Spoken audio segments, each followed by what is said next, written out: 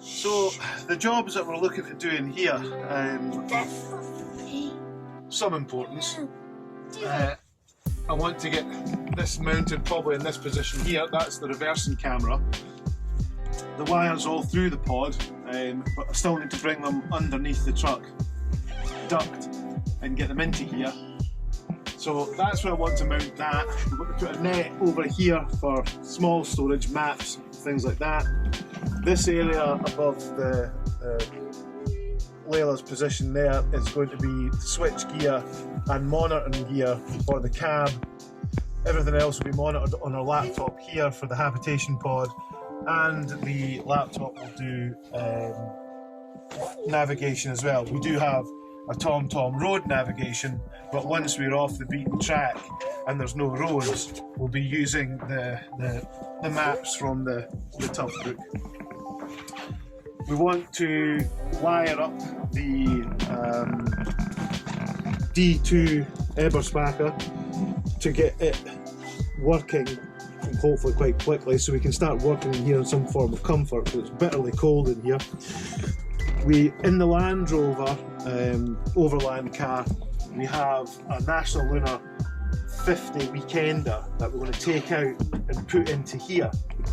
We're going to have to run the wires for that as well, fit it into here, and then we have two Lagoon table legs that we're going to fit on the sides here, or at least that's what we want to do, so that the boys can have a table each for doing whatever they want to do. We want to fit USB ports into here so that we've got charging capabilities for iPads and phones and things for the lads when they're driving. A lot of this is harking back to our days in Africa with the Defender, and Defenders have got a cubby box in the middle of the two seats, and it's invaluable. It's the best thing in a Defender.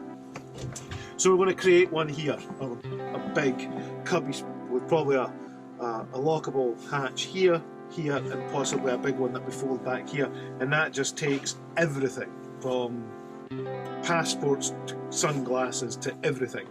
And it can be obviously locked, and we'll make it so there's a foam pad that's covered as well on here and on there. So we've pretty much got a clear crawl through, right through into the habitation pod. That's our ideas, that's where we want to be.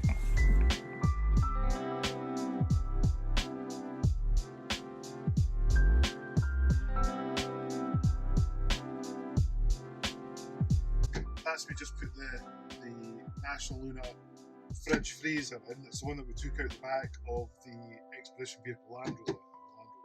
We've built this, Atkinson Voss rather, built this freezer box. It's a very, very sturdy bit kit. Simple fact is we're walking back and forward with the top of it.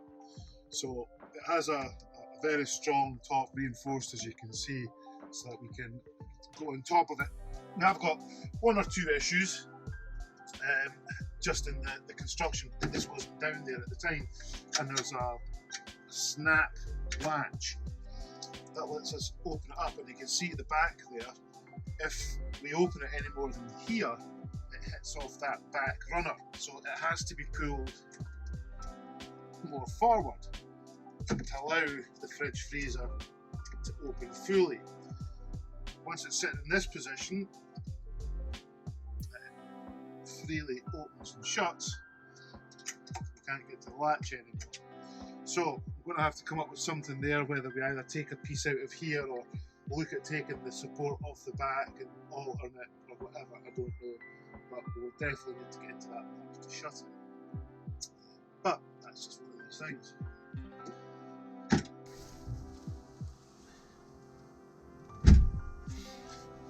As I say, incredibly strong, good bit of construction, and what we want to do is when we do the internal sofa trim and whatever else, we're going to have a cushion, sort of 60-70mm to the top of here, made up over the top of this, so we can act as another seat if we want to sit on here with the two boys but mainly for crawling on, getting in back and forward here. The freezer itself in here will get run from the habitation pod because it's got the solar panels and the lithium batteries. It'll cope. I don't want anything of any real draw coming off the 24-volt truck batteries. We don't want to be in a position where we wake up in the morning and our batteries are dead. But if that is ever a problem, we can get out of that by jump starting from the lithium side. We've got Anderson connectors outside and Anderson connector leads inside, so we can jump start ourselves if we need to off the lithium batteries, but we don't ever want to go there. So this is 3mm plastic, ABS plastic for dashboards and things like that. Got off of eBay. I'm cutting it with a very, very fine jigsaw blade. It seems to be just going through it, no problem at all. And we'll go in the cab and have a look. We're going to start putting bits over the top. I'll show you why when we go in the cab. So I'm intending to put it up here like that. And there's two reasons. One, I'll make it look a bit nicer, and two, the roll cage runs right through here, so as far as a cubby box is concerned, or there isn't any use anymore. But anyway, I want to put this here because Layla's seat is going to have all the lights controls here. It's going to have the 24 volt battery monitor there, and it's also going to have the Eberspacher night heater control here running from the back seat, so everything's close at hand. This is the switch panel that I got, and it's a fused switch panel, and it's quite simply a lighting switch panel. We're going to have a left and a right LED floodlights outside. These two will be for the map reading lights for the children in the back. If one of them falls asleep with a light on, we can override it and turn it off here. And then we've got two work lights at the back, or reversing lights, which will be two big floodlights so we can light up the area. And on that note, we can see in the camera that will be fitted over here. And apart from the CB getting mounted, as I say, in the Eberspacher and the battery monitor,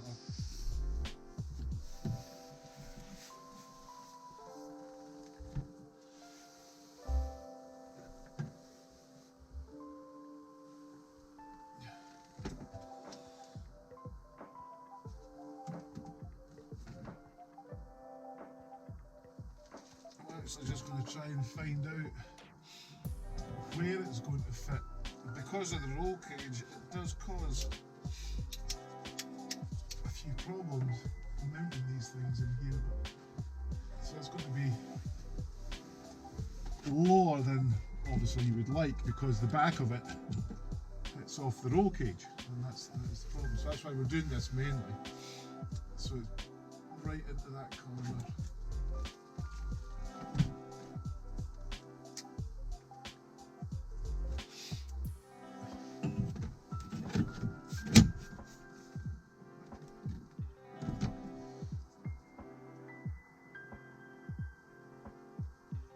And that will be our bottom corner.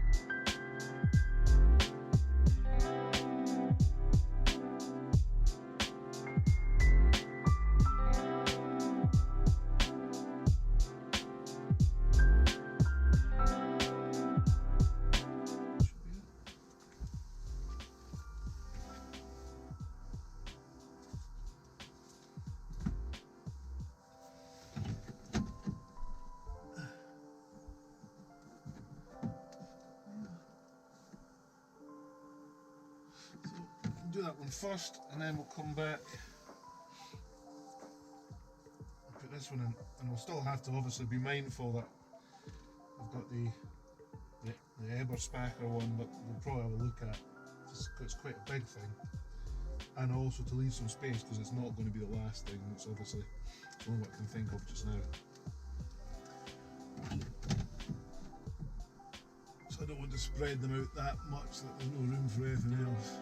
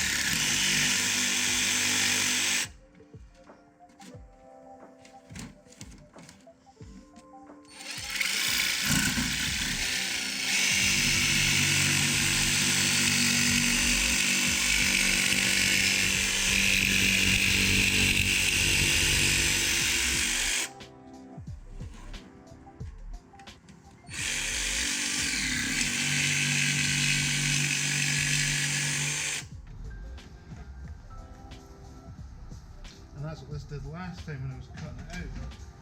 The heat of the jigsaw actually melts the ABS so it joins up again. See that? Oh, wow.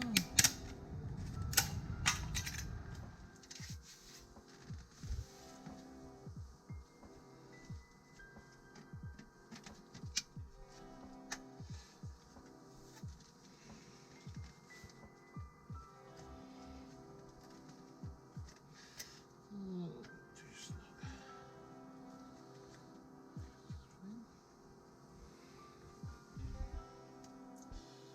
So the actual fuse holders at the bottom are slightly wider than the sides. I measured the sides and see the fuse holders, so we'll just have to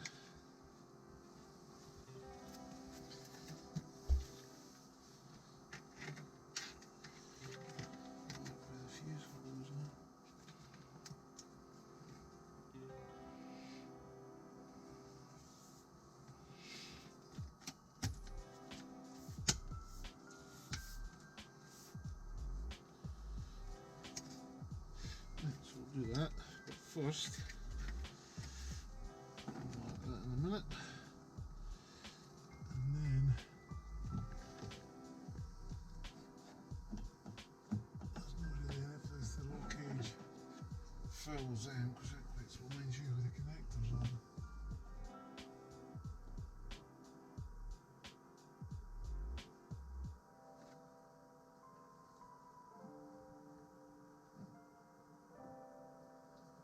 Higher than more.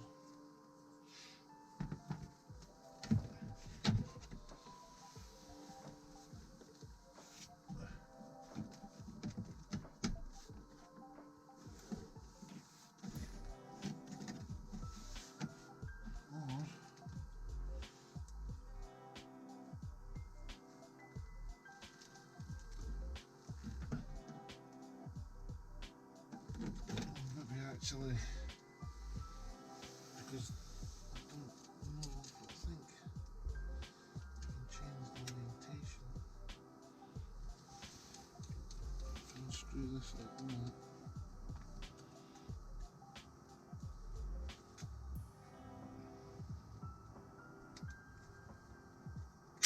Yeah, put it in sideways.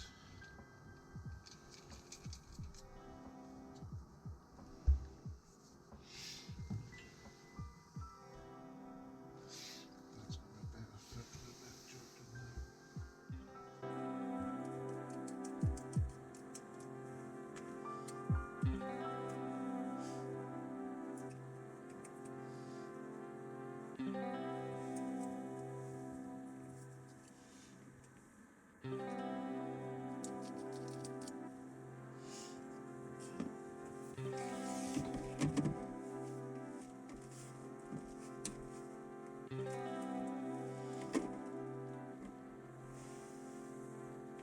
Yeah.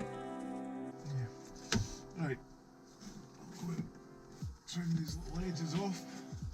Fit that.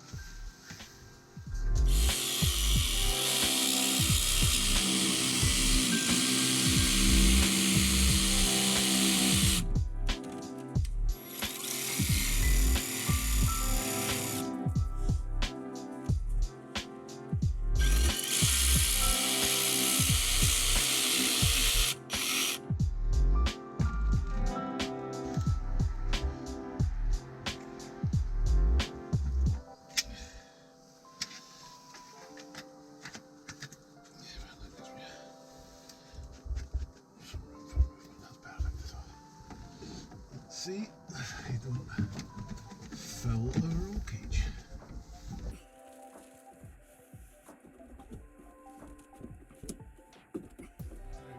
There'll probably be more added to it in the future, but for just now, this is what we've made here.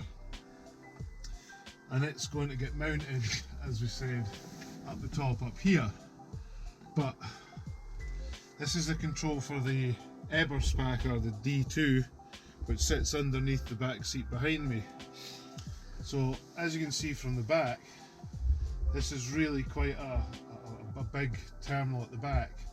These aren't quite so bad, but because we have the roll cage that runs right through the middle of this box, this has to be mounted up a lot higher. So we'll have to cut this section out up here to allow me to put that panel in, which is not a problem. And then the panel itself will have the Eberspacher control, which will light up hopefully.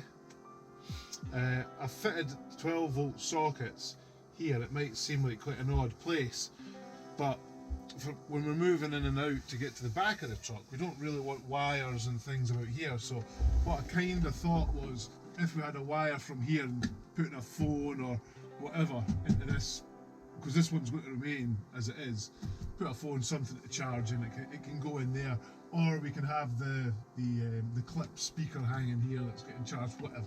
It's handy to have, put it that way, so we'll put it there. So that's the Eberspacher, that's the 12 volt USB charger. I have a voltage and a current off the 24 volt system off the truck. There's obviously the two systems, the house and the truck, but we've only got an indicator on the dash that says battery problem with red light. So I want to be able to monitor how much battery is getting used in here and whatever else. So that's what those two are, the voltage of the 24 and what current's getting drawn.